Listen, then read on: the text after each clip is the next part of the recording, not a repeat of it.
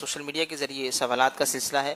اقبال اعوان یہ سوال کر رہے ہیں، کہہ رہے ہیں بہت سے لوگ دعا مانگتے ہیں مگر انہیں لگتا ہے کہ ان کی دعائیں قبول نہیں ہو رہی، دعا کی قبولیت کے روحانی اصول کیا ہیں؟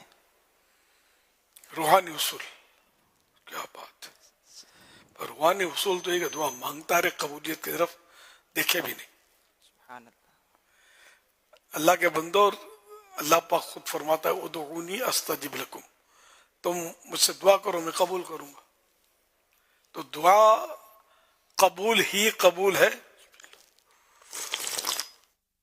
ہم یہ سمجھتے ہیں، اس کو دعا کو قبول سمجھتے ہیں کہ جو مانگا وہ ہم کو مل گیا۔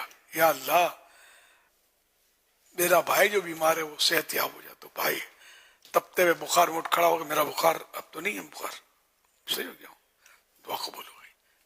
چلو اگر دعا مانگی ہے تو یہ بھی قبول ہو گئی، ہے تو قبولیت ہی بھی، لیکن دوسری بھی صورت ہے نا قبولیت کی۔ دعا کے مانگنے سے آنے والی مصیبت ٹل جاتی ہے، اس کا بندے کو پتہ نہیں چلتا۔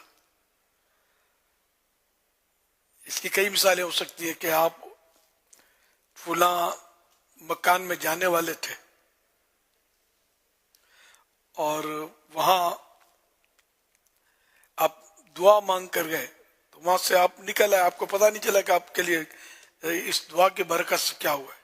اصل وہاں اس مکان میں دیوار گرنے والی تھی، تو آپ نے دعا مانگی تھی، دعا جو بھی مانگی تھی اس کی برکت سے دیوار گری نہیں آپ پر، اور آپ صحیح سلامت باہر نکلنے میں کامیاب ہو گئے۔ یہ ایک میں نے سمجھ میں جو آئی مثال وہ عرض کی۔ تو آنے والی مصیبت دور ہوتی ہے اس سے، دعا سے۔ تیسرا یہ کہ جو دعائیں دنیا میں قبول نہیں ہوتی، جن کو ہم کہتے ہیں قبولیت، آخرت میں ان کے لیے ثواب کا ذخیرہ ہوتا ہے۔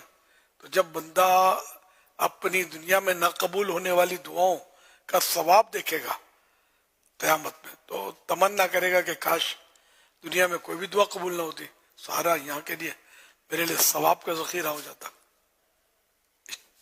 ثواب میرے لیے اتنا جمع ہو جاتا، ان دعاؤں کا اسٹور ہو جاتی، دعا ثواب اسٹور ہو جاتا۔